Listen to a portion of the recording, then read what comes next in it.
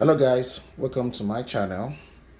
My name is Akinolu Akinsoya, and we've been doing this ACT math for the past 4 weeks now. I've been taking in 10 questions at a time so that you can have the time to digest. That will also give me time to explain and also do other things because I have other engagements, right? Um, I'm glad that you're here on this channel. If it's your first time, don't forget to like the video, subscribe to the channel, and click on the notification bell. Select all so you can get notified whenever I release new video. We're going to do question 51 to question 60 today, and then next one we're going to do next questions like that. Like I said in my last video, I plan on starting chemistry classes from the beginning for those that want to take chemistry. I'm going to start from the basic level of chemistry, and we're going to build up like that. So question 51, radius OA. So this right here is a radius of the circle shown below is perpendicular to AP. This is AP. The circle intersects OP right here at B. The length of AP is 12 centimeters, and the measure of the angle of APO is 20 degrees. Which of the following values is closer to the length in centimeters of BP? So we're looking for BP. That's what we're looking for. To find BP, if we know OP, then we can find BP because OP, OP is actually equal to, right? This OP right here is equal to OB plus BP. This one plus this one's, this from here to here, and from here to here will give me OP. So if I know BP, which is what we're looking for this BP. If I know OP, then I can find BP because I already know this one. I know this one because this is the radius. AO is going to be equal to OB. They are both radius, which is AO right here is, did they give us AO? Let me see. No, so we don't know AO right also. So if we know AO, definitely we can know OB. So our job here is to find AO, which we don't know, or OB, and then also find OP.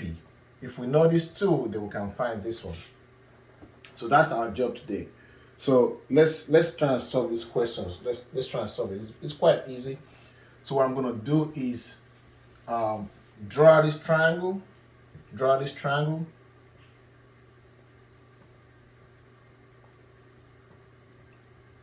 That way you can see without being confused, right?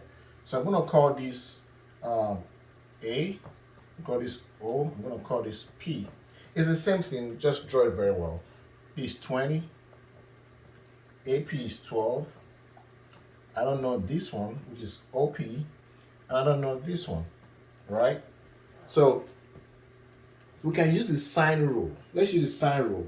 If you've been watching my video, you know what the sine rule is, right? The sine rule says that the sine of the angle facing this this area right here, for example, sine 20 will be divided by y is going to be equal to, this is going to be 90 degrees, right? We know it's 90 degrees. We don't know what this is, but we can find out because this is 90, this is 20, so this is going to be 70 because that is the total angle in the triangle is 180. So 90 plus 12 is 110. So I have 90 plus 12. Let me call this y. No, let me call this z. Plus z is going to be equal to 180. So z is going to be equal to 180 minus 90 minus, not 12, I mean 20, minus 20. So this is 180 minus 110, that's 70. So I know this is going to be 70 right here.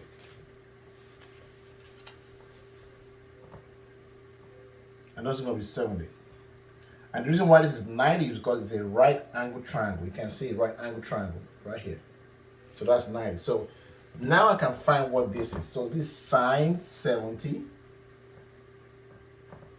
over 12. Simple. Now we can easily find what y is, right? We can find what y is because we know sine 20 divided by y is going to be equal to sine 70 is facing this one divided by 12. I'm going to have to cancel this out, clean this out so we can have more space. All right.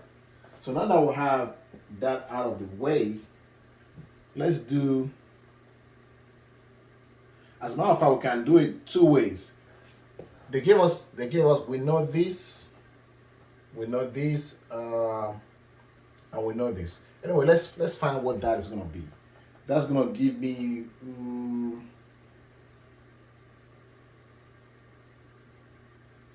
what is sine 70? So sine 20, I know is 0.342. 0.342 divided by y is equal to sine 70. I don't know what sine 70 is, but we can look it up on the computer. Let me see what that is. Sine 70. Sine 70 is 0.94. So I have 0.94 divided by 12. So I have 0.342 times 12 equals y times 0.94. So since I want to find y, which is this right here, I can divide both sides by y, right? Divide both sides by y. Sorry, not by y. Divide both sides by 0.94. 0.94. So this goes away. 0.342 times 12 divided by 0.9. So 0.342 times 12 divided by 0.94 should give you 4.366. So you have y is equal to 4.366. So this is what we just got, y, 4.366. So now that we know what y is, as 4.366, it's going to be easy for us to calculate x, because once we know x, from that image I showed you, we're looking for BP. OP is going to be equal to BP plus OA, right? So if we want to find BP, we got to find OP, which is OP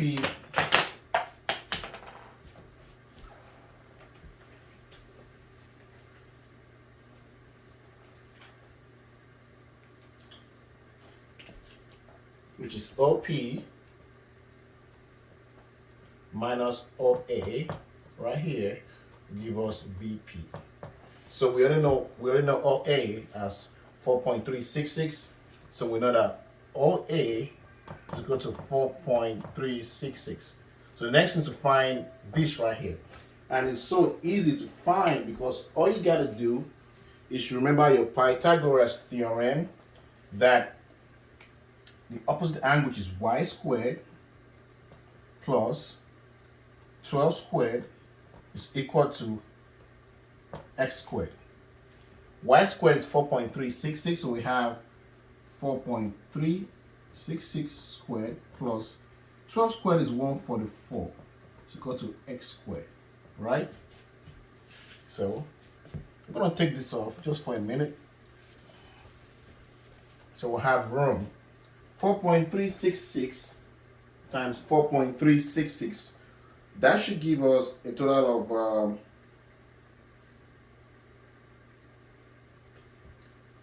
19.06. So we have 19.06 plus 144 is equal to x squared. So if you do the math, 19.06 plus 144, if you add that together, that should give you 163.06 is equal to x squared. So x therefore is equal to square root of 163.06. And if you do the square root of that, that should give you a total of, let me see, that should give you,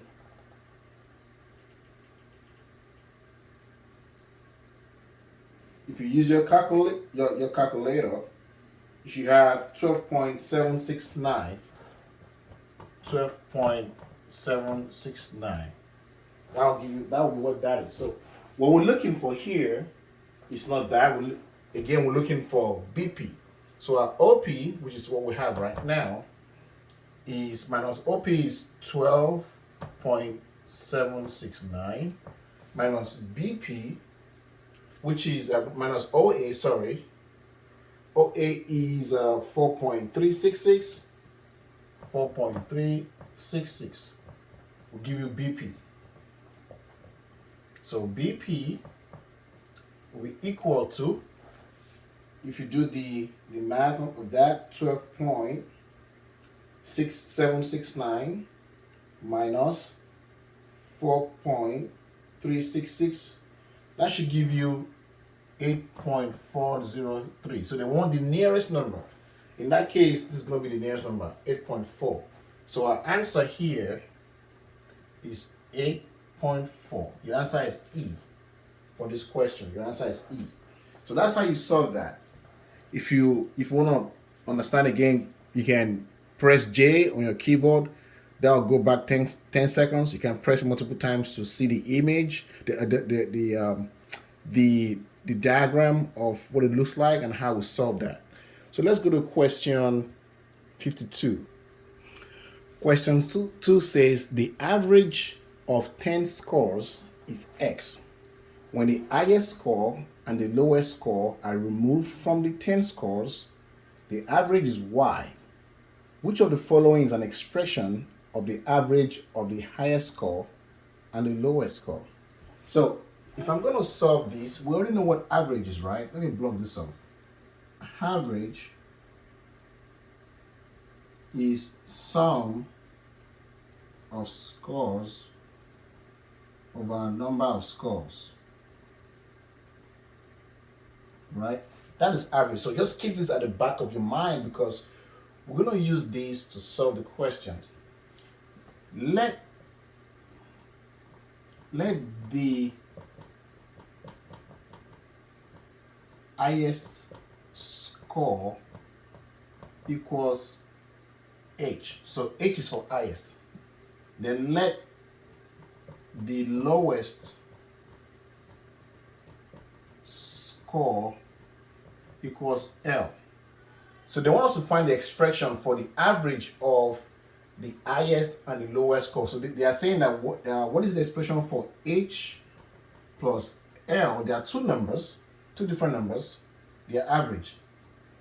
This is what they're looking for. H plus L divided by 2. And they want us to get that from this statement here. So let's say the test score, the average of the test score.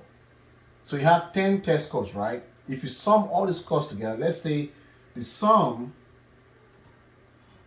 of all 10 scores equal to Z. I don't know what the scores are, but there are 10 of them. And if I add them together, they give me Z. So the average of these scores is Z, which is to sum over a number of scores, 10, right? Let me call that equation 1. So I'm just writing the average of 10 test scores is X. So this right here is equal to X. This is the average, is equal to X. So in equation 1, I'm just writing this. When the highest score and the lowest score are removed from the 10 scores, the average is Y. So I have Z, then I remove the highest score, which is, in this case, I'll call it H. I remove H, and I also remove L. So I had these two together, I remove them from the equation. So H plus Y is removed from total sum Z. So you remove two numbers, right? So this is the sum that we have now. So the average of that sum is going to be equal to z minus h plus y. Let me put this in bracket, divided by 2. Sorry, divided by 8, I mean. Because they're no longer 10 scores, they're not 8 scores. You're taking 2 scores. Take, for example, you have 1, 2, 3, 4, 5, 6, 7, 8, 9, 10. You add all this together, you get a number. I don't know what it is, but let's say you get a number. Let's say the number is 60, just for example. So the average of this is going to be 1, 2, 3, 4, 60 divided by 10. I'll give you the average of this one. If I remove 10 and 1, the highest on the lower, which is 11. So my new sum is going to be 60 minus 11, right? So that will be minus 10 plus 1, 11. So 60 minus 11. And instead of 10 numbers, it's not going to be 8 numbers.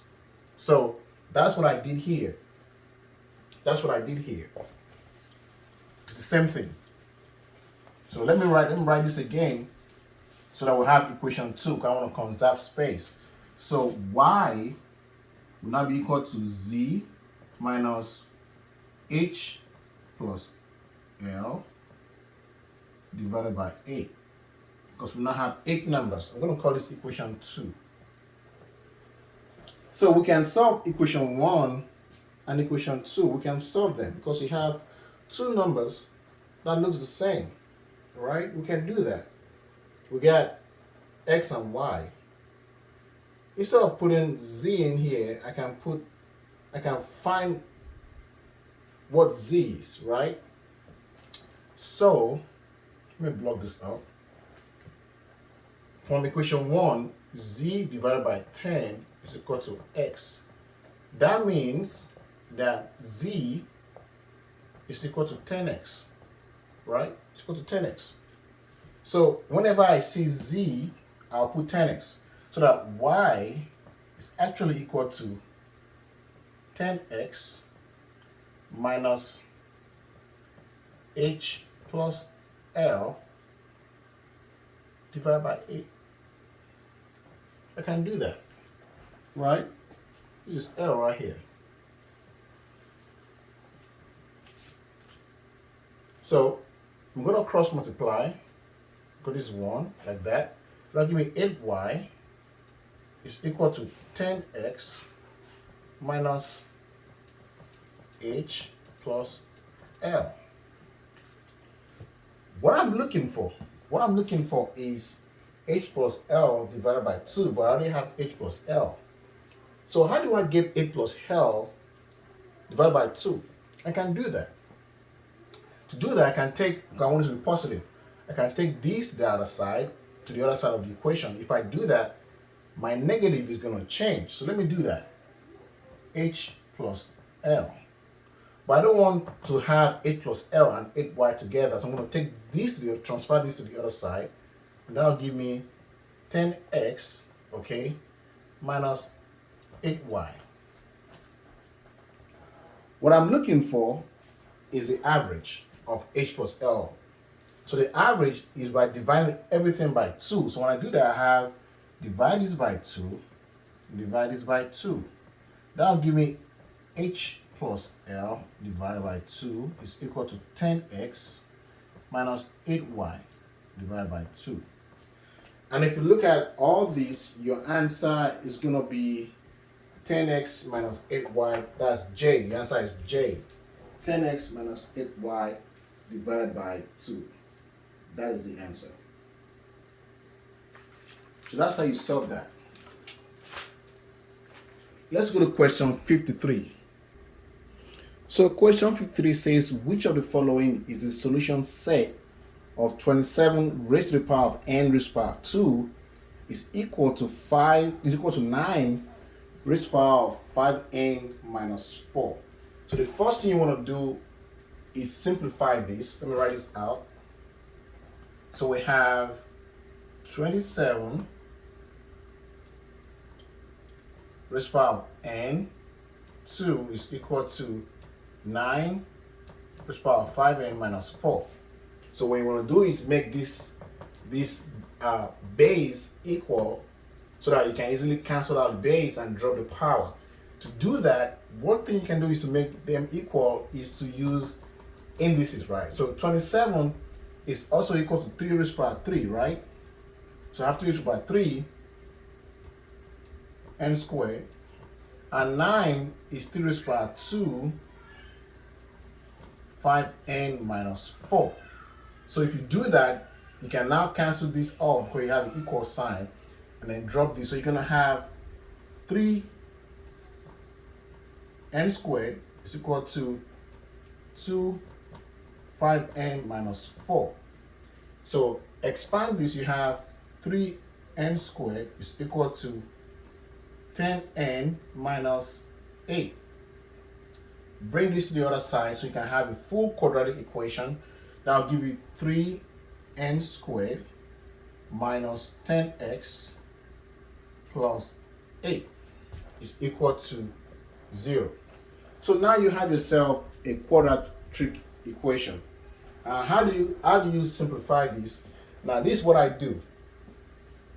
To get what the solution is going to be, times this by this, you have 24. So 3 times 8 is 24. You're going to find the two numbers that if you multiply them, they will give you 24. And if you add them, they will give you minus 10. And I already know what those numbers are. 6 times 4 will give you 24. And 6 plus 4 will give you 10, right? So to make your life easy, that means you're going to be needing minus 6 minus 4 will give you minus 10, right? And minus 6 times minus 4 times minus 4 will give you 24.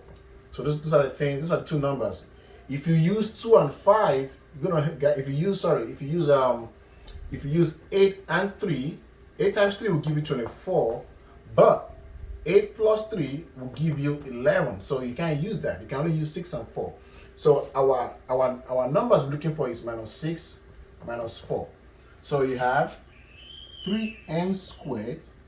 Instead of writing minus 10n, you're gonna have minus 6n minus 4n plus 8 is equal to 0. Because this is the same thing as minus 10. And if you times these two together, you're gonna have plus 24. 3 times 8 is 24. So let's simplify this. 3 is common to these two items. You have 3n, sorry, is common to them. You have 3n, you have n minus 2, right? It's the same thing. 3n squared minus 6n.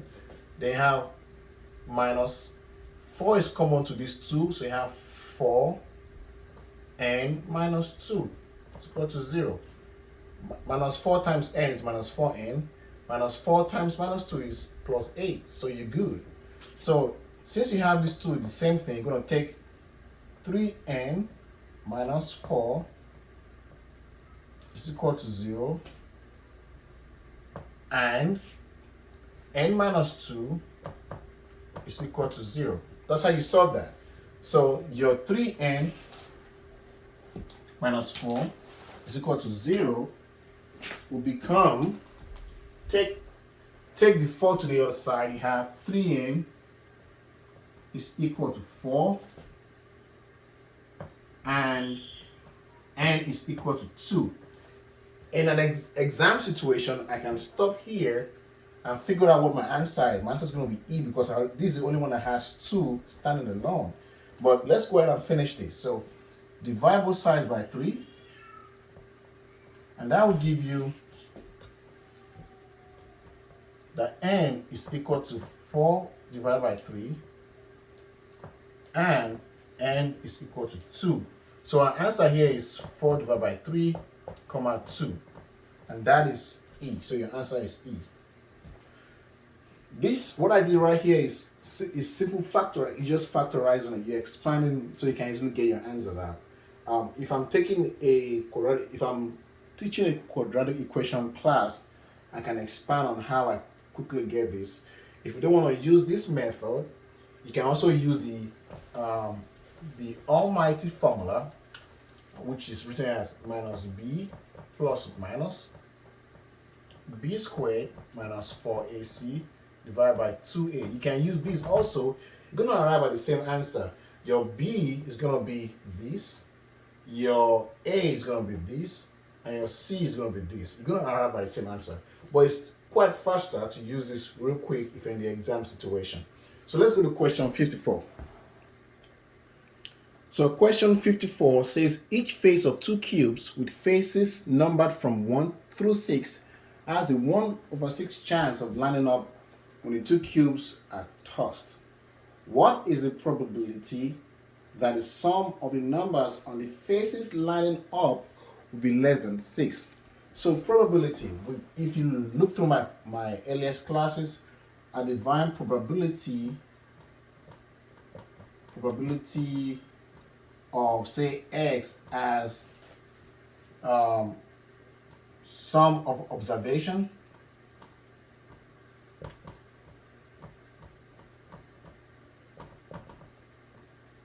that is the total sum of observation. Sum of observation over total sum of observations. Sum of x observation here over total sum of observation. So that is probability. So probability of x is sum of x observations over total sum of observations. So two things we got to find out. What is the total sum of observation? Total sum of observations. We have two cubes, and those two cubes have faces 1 through 6. So total sum of observations here is going to be 6 raised to power 2, which is 6 times 6, which is 36, because you have two cubes.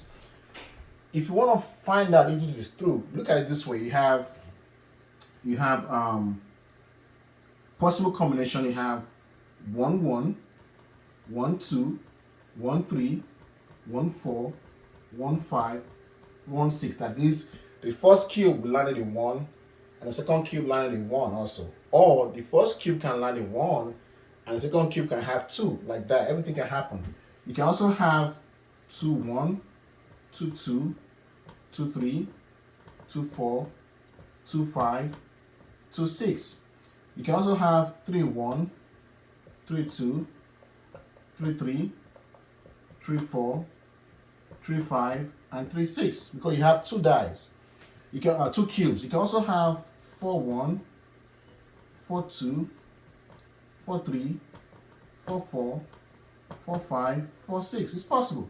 You can also have 5 1, 5 2, 5 3, 5 4, 5 5, and 5 6. And finally, you can also have 6 1, which is the first cube is going to give you 6, and the second cube is going to give you 1. You can have 6 2, 6 3, 6 4, 6 5, 6 6. So these are all the possible combinations that you can have, all the possible observations you can have.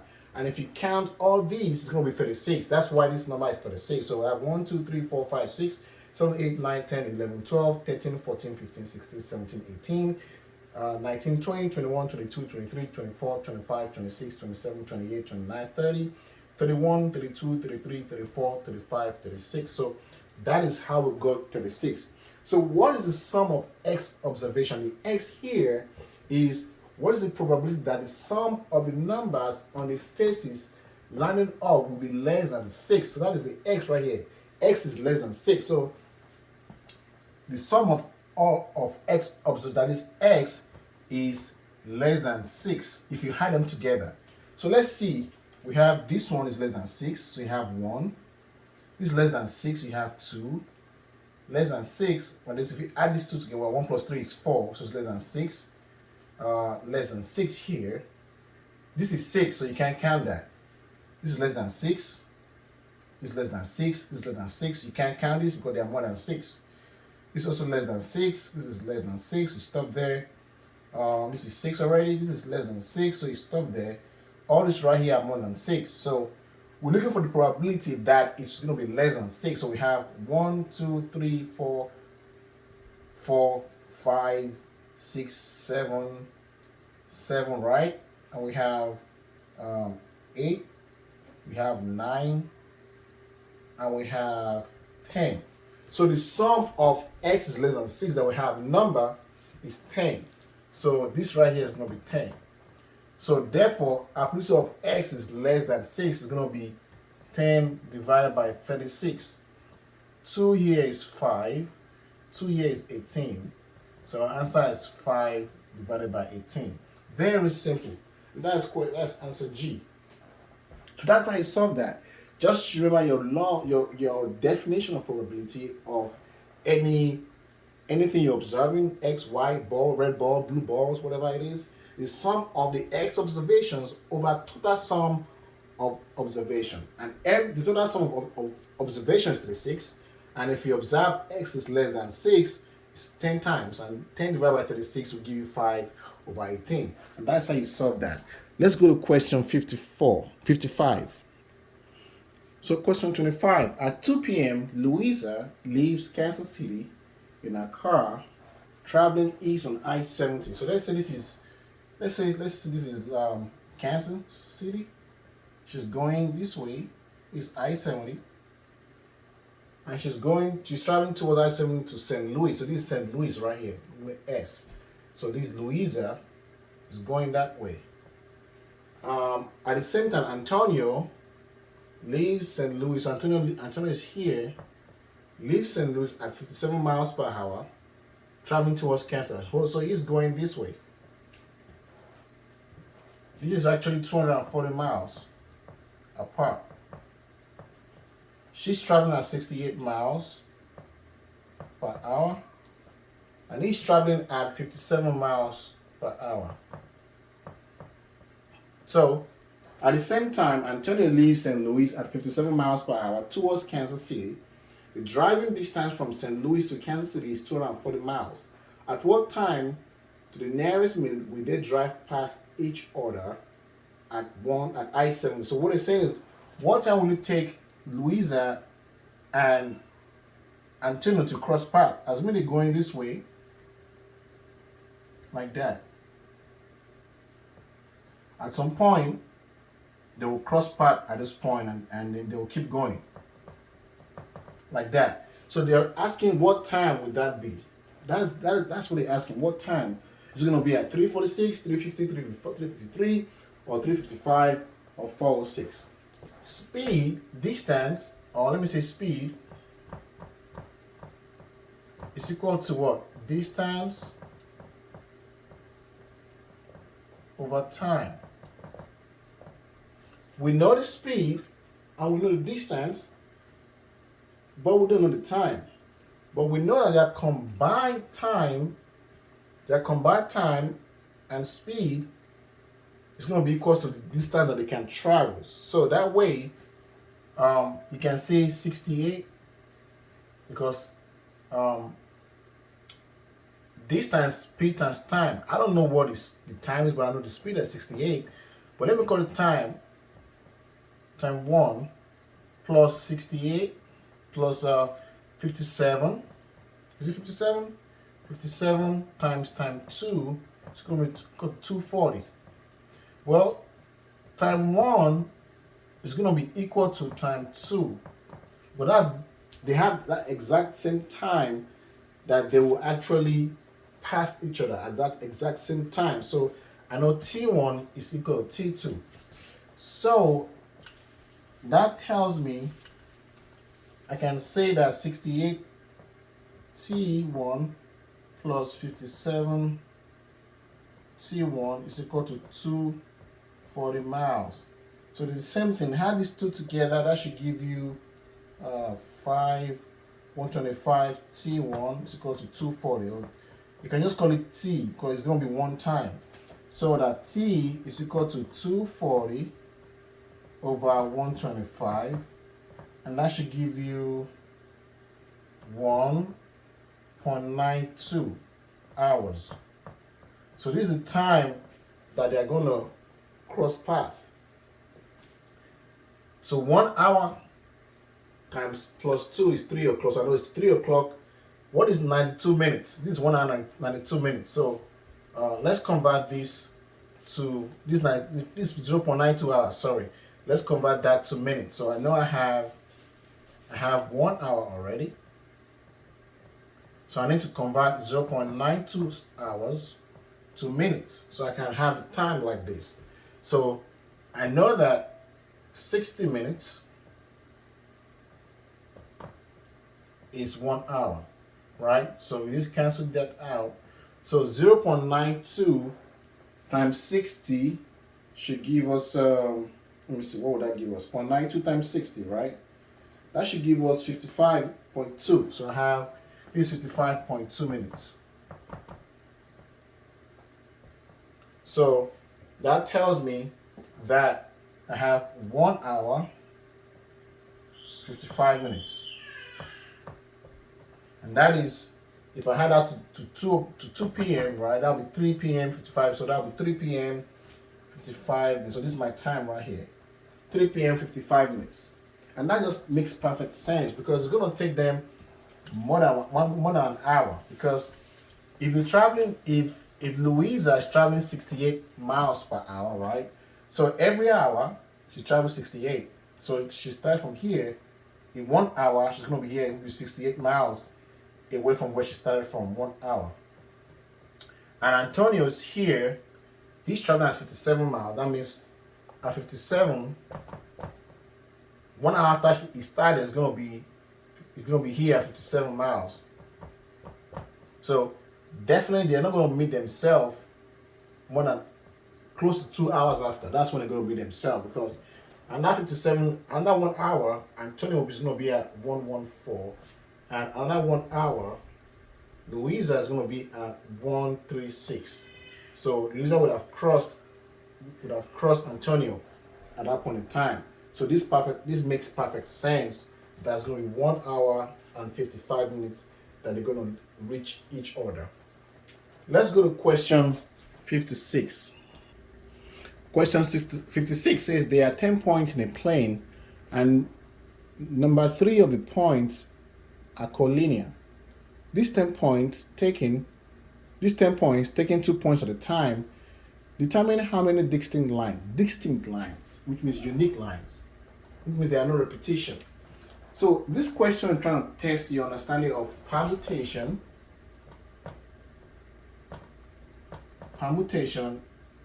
and combination. That's what it's trying to test your knowledge. And permutation just means the way you arrange something. There can be repetition in the arrangement, but combination is the way you arrange something that is no repetition. So in this case, that means it's distinct. In this case, this question is asking about combination.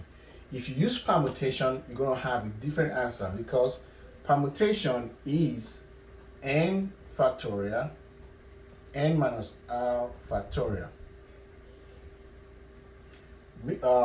Meanwhile, combination is n factorial n minus r factorial r factorial.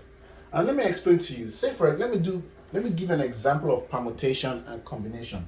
So you have AB, and I say permutate A and B, which means arrange AB. And how many permutations, how many arrangements can you have? For me, I can have 2. I can either have AB and I can have BA. As far as permutation is concerned, these 2 values are not unique, they're not the same. But if it was combination, I can only have, for this, let me put P right here. For combination, I can only have AB, because AB is seen or is considered the same thing as BA. Just because you reverse it does not mean any difference. It's the same thing. So that is the difference between combination and perm. For example, let me give you another example. Say I have A, B, C, and D. and I'm going to say arrange this in two different sets. Permutate this in two different sets, which means I can have AB, I can have AC, I can have AD, I can have BA, I can have BC, I can have BD, I can also have CA, I can have DA. 1, 2, 3, 4, 5, 6, 7, 8. Which other one can I have? I can have DB, I don't have DB already, and I can have CB, right? Which other one don't I have?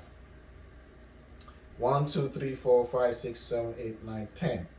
So I have that. Do I have DA? Yeah, I have AD, I have BA, I have BD, I have DB, I have CB, and I have BC. So these are the combination I can have, right?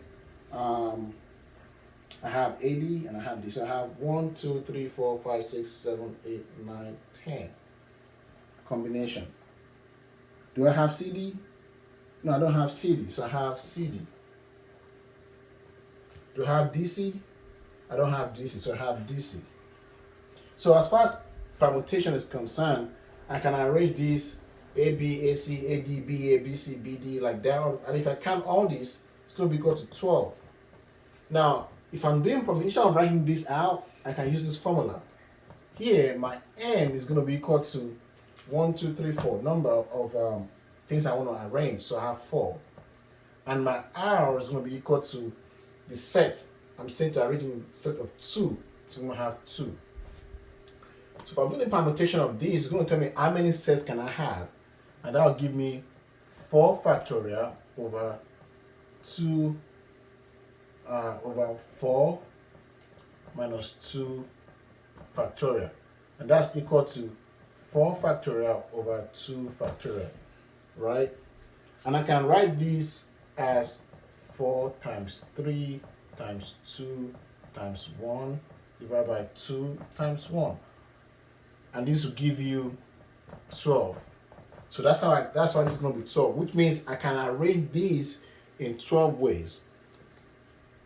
In an exam situation, this is going to be 4 times 3 times 2 factorial divided by 2 factorial, because it's the same thing. It's going to be the same thing. That'll give you 12.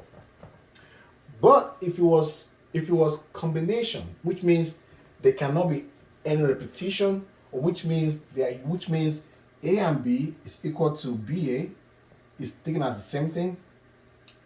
AC is the same thing as CA. Do I have any CA in the house? Yeah. AD is the same thing as DA, and BC is, know that N is 10 and R is 2, right? So if we know that N is 10 and R is 2, then we can solve this to use the formula that says N factorial N minus R factorial R factorial. And that will be N is 10, which is 10 factorial minus 10 minus 2 factorial, 2 factorial, and that gives you 10 factorial. 10 minus 2 is 8, so you have 8 factorial and 2 factorial. And if you do the math, you have 10 times 9 times 8 factorial. So let's be to stop there, because it's going to be the same as this, and they're going to cut themselves out. So divide by 8 factorial times 2 factorial. Don't forget, 2 factorial is 2. So 8 factorial divided by 8 factorial, and you have 2 divided by 10 is 5. So you have 5 times 9, and that's 45. So your answer is 45. If you had used combination, you will get 90, because combination, you won't have this in there for combination, which is a different formula, and you will just stop here, and that will just give you 10 times 9 is 90. So this answer is there, but that's for permutation, not from combination. So let's go to question 57. So in question 57, the real question is very long. I just wrote it as simplified expression, n plus 1 factorial, 6 factorial divided by n factorial times 3 factorial. But the real question says the expression n factorial is defined as the product of all positive integers up to and including n, whenever n is a positive integer. For example, 4 factorial is equal to 1, 2, 3, 4. Whenever n is a positive integer, which of the following is equivalent to n plus 1 bracket factorial, 6 factorial, n factorial, 3 factorial? That's the question. So if you have 5 factorial, it's going to be 5 times 4 times 3 times 2 times 1. If you have 3 factorial, it's going to be 3 times 2 times 1. So at the end of the day, you're going to stop at 1. But if you have 8 factorial divided by 6 factorial, okay, this is going to become 8 times 7 times 6 factorial divided by 6 factorial. I'm going to stop at that. I'm not going to get to 1 because my denominator is at 6 factorial. So I'm going to stop at 6 factorial. I'm going to cancel this out. So I'm going to do the same thing for here. Let me give you a second example. If you have 10 factorial divided by 8 factorial, it's going to be, you're going to write this as 10 times 9 times 8 factorial divided by 8 factorial. You're going to stop there. You don't need to go up the way to 1 because you have a denominator that has a factorial, and that will be 90. So we're going to do the same thing for n plus 1 and 6 factorial, 3 factorial. So let me write this out as n plus 1 factorial divided by n factorial dot 6 factorial dot 3 factorial.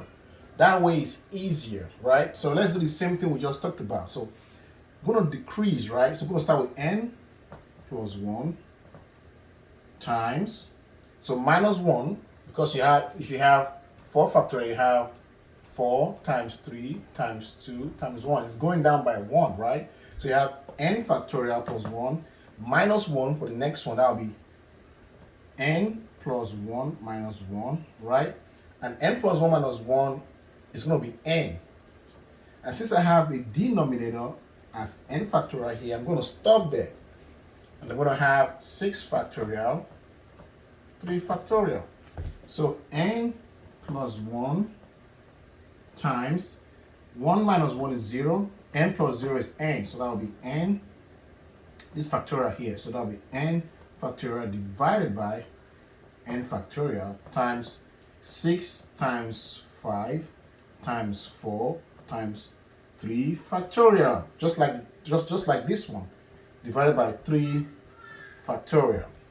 So n factorial cancel out n factorial, just like 3 factorial cancel out 3 factorial. So when you have 6 times 5 is 30, 30 times 4 is 120. So what you have is 120 times n plus 1. And that will be 120 bracket n plus 1. That's your answer. And that looks like A, option A. So that's how you solve that. Let's go to question 58. Question 58. This question says, which of the following must be true of each set of 4 consecutive positive integers? 1, at least one of the 4 integers is prime. 2, at least 2 of the 4 integers have a common prime factor. And 3, at least one of the 4 integers is a factor of at least one of the 3 other integers. So let's break this down. 4 consecutive numbers. Let's choose 10, 11, 12, 13. Prime, prime. At least one of the 4 integers is prime. If you went by this, you will say 1 is correct. But let's choose another number. So we'll choose 24. Let's start with the even number. 24, 25, 26, 21 to 27. If you use this number, there is no prime here because everything can be divided by is divisible by a different number. If you choose 6, 7, 8, 9, this is a prime number, right? So you can't go by just choosing a random number because every number you choose have to be correct. So if I go by that 24, 25, 26, or 27, or I even go by maybe I go by 34, 35, 36, 37. Well, with 37 you have a prime number in this one, so you can't use this one. But if you go by this number right here, 24, 25, 26, 27, there's no prime number here. So at least one of the 4 integers is prime. That is rule, and that is not exactly true. So that is wrong. If you use 1, 2, 3, 4, you'd have been right, but these are 2 prime numbers. But it's not accurate all the time. That's why you can't use that. Okay. Number 2, at least 2 of the 4 integers have a common prime factor. Yes. At least 2. 26 and 24 have a common prime factor, which is 2. 2 can go on this one. This is 12. This is 13. So yeah. So this is correct. Going by the same number, 24, 25, 26, 27. It says at least one of the 4 integers is a factor of at least one of the 3 other integers. That is not true. None of this number right here is a factor of any number, so that is wrong. So the only option that is right here is 2, and that will be G. So your answer will be 2 only. That's how you solve that. You can also use this formula in case you want to solve this. Say your number is n plus 1, n plus 2, n plus 3. So you have 1, 2, 3, 4, 4 integers. This, we don't know what n is, but we know anything plus 2 is going to be even. Anything plus 3 can be an odd number, a prime number, and n can be even or odd. We don't know that. And if n is even, then n plus 1 is going to be odd, right? And n plus 2 is going to be even and odd. So necessarily, you don't have to have prime number following themselves. That's what I'm trying to say. So that rules out 1. And you can, once that one is out, you know you only have 2 and 3. And then you have to rule out if at least one of the integers is a factor of at least of one of the 3 other integers. If you have consecutive numbers, there's no way one is going to be a factor of one of the other 3. It's almost impossible, except if you go with 1, 2, 3, 4, which 2 is a factor of 4 right here, but not all the time. So in that case, you can rule out 3, and your answer is going to be G, which is 2 only. Let's go to question 59. Question 59. When x plus 1 raised to the power 4 is expanded and like terms are combined, what is the coefficient of x squared? This is very simple. For this, I'm going to teach you the fastest way to know it, to get the answer in the exam situation, and then we're going to go through the other method, right? So we're going to use the fastest way is Pascal's triangle. I don't know if you've heard of it before. Pascal's triangle. Pascal's triangle says if you have a plus b raised to the power 0, you're going to have 1. A plus b raised to the power 1, you're going to have a plus b. A plus b raised to the power 2, you're going to have a squared plus 2ab plus b squared. Let me show you what the triangle. Now it's looking like a triangle, but I'm going to explain to you how that it came to 0, 1, 1 plus 1, 1, 2, 1, 1, 3, 3, 1, 1, 4, 6, 4, 1, 1, 5, 10, 10, 10, 5, 1. That's 1 plus 4 is 5. 4 plus 6 is 10. 6 plus 4 is 10. 4 plus 1 is 5. and you have 1. The next one is going to be 1. You already guessed it. 1 plus 5 is 6. 5 plus 10 is 15. 10 plus 10 is 20. 10 plus 5 is 15. 5 plus 1 is 6. You have 1. It will be x plus y raised to the power 0. X plus y raised to the power 1, my bad. X plus y raised to the power 2. X plus y raised to the power 3. X plus y raised to the power 4. X plus y raised to the power 5. X plus y raised to the power 6. So for this one, how do I get a squared plus 2ab plus b squared? Let me explain to you. We're using 2 right now. We are in raised to the power 2. So our rule is going to be 1, 2, 1, which means 1 right here, which we don't usually write, a squared plus 2, 2a and b, we write a and b, plus 1 again, we don't write b squared. Also, the power here must add up to 2. So let's go to 3. A plus b raised to the power 3. How do you write that? If we follow this rule, it's going to be a cubed, right? Because the power must add up to 3. The power. That's why we have 3 right here, but that's going to be 1 here. Plus 3 a squared b plus another 3 a b squared plus b cubed. So if you add up the power, this is usually 1. We don't usually write it, but it's 1. This is also 1. So 1 plus 2 is 3. So it must be equal to this power right here. Everything must be 3. 1 plus 2 is 3. So as 1 goes down, the other one increases like that. So let's go to 4. A plus b raised to the power 4. Let's write it the same way for this one. That will be a raised to the power 4 plus 4 a 3, right? And b, because the power must add up to 4, plus, then you have 6 a2 b2 plus, then you have 4 a b3 plus b4. That's how it's going to be. And you can do it like that for raised to the power 5. If you can memorize this triangle, it's going to be easy for you to expand any kind of quadratic equation like that. So for this,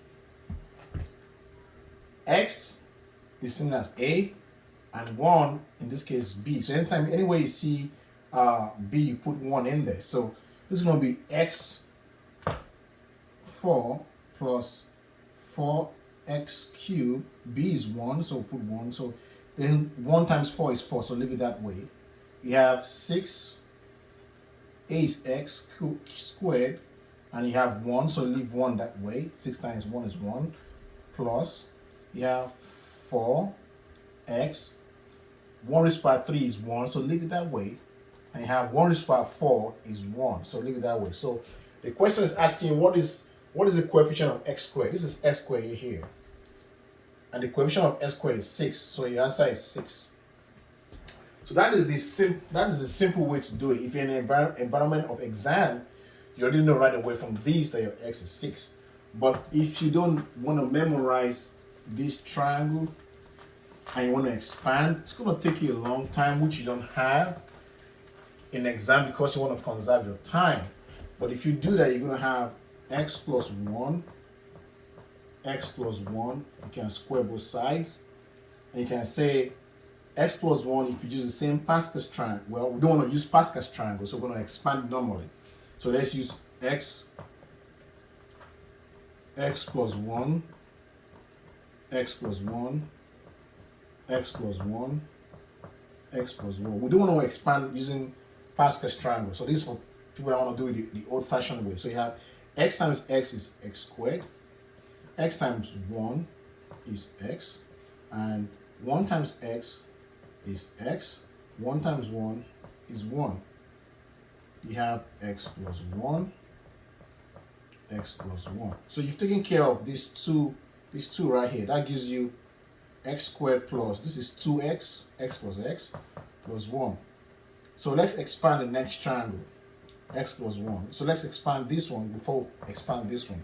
So x plus X plus x squared is x cubed. X plus 2x is 2x squared. X plus 1 is x, plus 1 times x squared is x squared. 1 times 2x is 2x. And 1 times 1 is 1. So you have, if you group this together, you have x cubed plus 2x squared plus x squared. That will give you 3x squared. So you have 3x squared. X plus 2x is 3x plus 1. So the final one is x plus 1. So expand this. X times x cubed is x4. X times plus 3x squared is plus 3x cubed. X times plus 3x is plus 3x squared. Plus x times 1 is x. Plus 1 times x cubed is x cubed. Plus 1 times 3x squared is 3x squared. Plus 1 times 3x is 3x. Plus 1 times 1 is 1. So if you group this together, you have x4, 3x cubed, so you have plus 4x cubed, right? 3x cubed plus 3x cubed, or x cubed, that's 4x cubed, plus 3x squared plus 3x squared, that is plus 6x squared. X plus 3x is 4x. And you have plus 1. So the coefficient of x squared is 6. So you still get 6. So you see how you have to go through this length. But if you had known that, if you had known this one, you won't have to do that. You just know that you have x cubed, x4, x3, x2, x1, 0. So that means it's going to be 6. Just like that. Easy. And we've got the same thing. 1, 4, 6, 4, 1. Let's go to question 60. Question 60. You're given this triangle right here. So this question 60, what I did was to remove the text and just have the pictures right here. That way I have room to solve this question. So the first thing you want to do if you have a question like this for question 60 is you're looking for x, which we're looking for, x squared is going to be equal to p squared plus this side, which is 25 plus q squared. This is the Pythagoras theorem, right?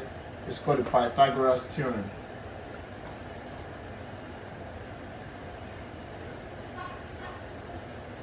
Right, so that's what we just did. But we don't know this, we don't know this. So the first thing you want to do, let me write this at the top here so we know what our end goal is. Our end goal is to say p squared plus 25 plus q squared is equal to x squared. That's our end goal. But let's find p first and let's find q. I'm gonna do p, I'm gonna do q. So we have this 90 degrees. We use sine 90 over 60 is equal to sine 20 over q, right? So that we have sine 90 is 1 over 60 is equal to sine 20 degrees over q. That means that q is equal to, if you do the cross multiplication, you have q times 1 is q, and 60 times sine 20, it's going to be 60 sine 20. So that is q, so we found q. So the next thing is to find p, because we don't know p. We know q, but we don't know p. So to find p, you can use the right angle triangle rule, the same Pythagoras theorem, and say p squared plus q squared is equal to 60, right? So what we need is p, so p squared is equal to 60 minus q squared. So that is our second formula. We know what q is. Q is this, so just leave it like that for the meantime. So now we know what p is and we know what q is, right? So we can plug in that into this right here, so that let me draw a line here. So p squared, so x squared is equal to, again, let me write this as p squared plus 25 plus q squared, so that x squared is equal to, what is p squared? P squared is 60 minus q squared, so I have 60 minus q squared plus 25 plus q squared, right? So write this out by expanding this. You have x squared is equal to 60 minus q squared plus this, if you use the Pascal's triangle theorem, or Pascal's triangle rule, you're going to have q squared, right, plus 2 times 25 times q. They're going to have plus 2 times 25. Sorry, you're going to have plus 25 squared. I mean, my bad. So to write these, you're going to have, and the reason why I left this like this, I will show you, because in the answer that we have, in the answer that they gave us, you remember they have it as 2, 60, 25. It was not really multiplied. So x squared is going to be equal to 60 squared, isn't it? Yeah, this is 60 squared. Not bad. So p squared plus q squared is equal to 60 squared, which is the same thing as if you have these x, y, z, so that x squared is going to be equal to y squared plus z squared. So it's the same thing I just did. So that was my mistake on that. So this is going to be 60 squared here. So that gives you 60 squared minus q squared plus q squared should give you 0. So that is plus 0 plus 2 bracket 25 q plus 25 squared. So that x squared is now equal to 60 squared plus 25 squared. These are their like times. I'm going to take 0 off anyway. Plus 225 q. Let's plug in q. What q? Q is 60 sine 20. So we have x squared is going to be equal to 60 squared plus 25 squared plus these 2, 25, 60 sine 20. Yeah, so you have that. But the answer we have does not have sine. It actually comes in cos, right? So you have x squared is equal to 60 squared plus 25 squared plus 225, 60 sine 20. So the next thing is to convert sine 20 to cos. What is going to be the equivalent of sine 20? That's the next thing we got to do. So our answer, which is what they give us, if I write the answer out, they want the answer to be in minus cos 110. I'm trying to get the answer out. They give us two different answers, and it's looking like we have two different options. We have 60 squared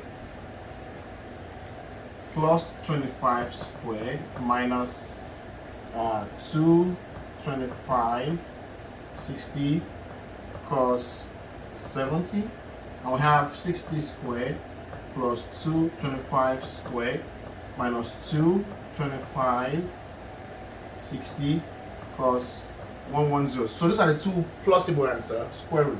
I'm going to put that square root. These are the two plausible answers. So how do we arrive at this answer from here? That's what I want to show you. So make a note of these two different options that are the possible answers, and let's go from there.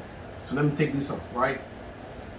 So I want to convert these two to cos, and I want this to be negative.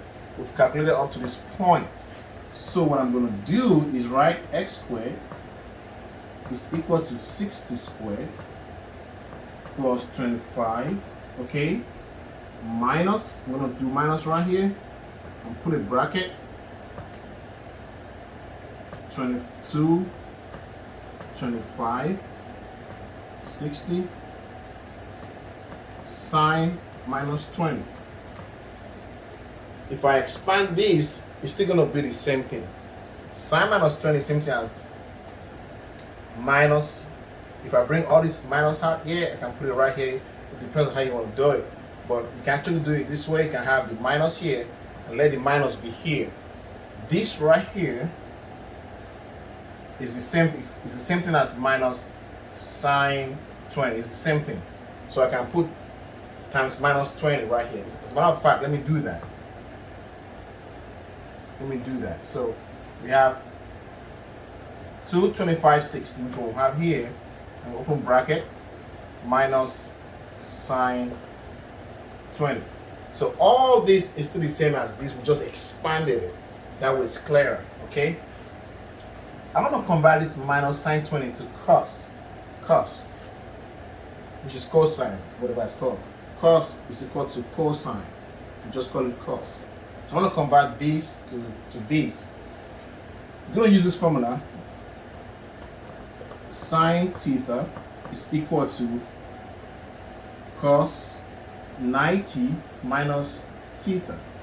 That's how you convert that into cos. So the theta here is the angle, which is 20 in this case, minus 20 in this case. So sine is minus 20 is equal to cosine 90, okay, minus 20. So minus sine 20 is equal to cos, okay, 90 minus times minus is plus, so you have 20. So if you do that, that gives you minus sine 20 is equal to cos 90 plus 20 is 110, so that's 110. So anywhere I see minus sine 20, I'm going to put cos 110, okay? So let's come back to this one. I'm going to cover this, take this off. So we know that sine 20 is minus sine 20, sorry, is cos 110. So that gives you x squared is equal to 60 squared plus 25 minus 2, 25, 60. And instead of putting minus sine 20, we're going to put cos 110 degrees. So once you do that, you can now rewrite everything out the way they want you to write it. So this is squared. So you now have x squared is equal to 60 squared plus 25 squared minus 2, 60, 25 cos 110 degrees. And that means that x is equal to, take the square root of everything. If you do that,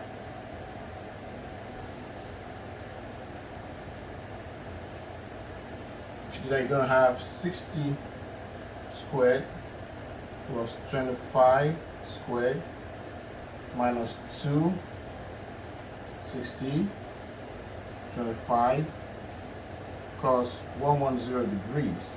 So your answer is going to be option K.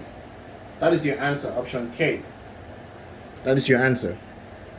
And if you want to confirm if minus sine 20, if you have a calculator, you can confirm that if minus sine 20 is indeed equals to cos 110. You can actually confirm that. Cos 110 is equal to minus 0.34, and Sine 20 minus sine 20 is 0.34 also. So minus times this is going to give you minus 0.34. 0.34 negative. So indeed, minus sine 20 is equal to cos 1/10. So, and that is how you get this answer. If you do the math wrong, you're gonna get a wrong answer. So that's question 60. I hope you guys are able to follow the way I solved this to arrive at the answer. If you like this video, don't forget to click the like button, subscribe to the channel if you have not already done so, and also click the bell button so that you can get notified when I drop new video. One of the good things that I like about math is it's very easy if you understand what they're asking of you. And the reason I do these questions or do this right here is to help students that are struggling with math. Initially I wasn't going to do this, but a friend of mine was like, I have problem with math, and a young boy, and I say, you know what, I'm going to teach you, and I've been doing that. So I decided to put it on YouTube so that you can also learn what I'm doing. If you want to support me, or make sure that I keep doing these videos, all I ask of you is to just like, subscribe, and also probably share the video to other people that you think might benefit from what I'm doing. I like the style of teaching, classroom style, where you have a board and you explain everything in details. I'm gonna keep doing that for other subjects like chemistry. So if you want to see me do chemistry from scratch up, explain things, little basic things in chemistry, let me know in the comment section. Again, thank you for watching this video. I appreciate it. I'm glad that you found my video, and I'm also excited that you find it very, very useful. Thank you, and see you in the next video.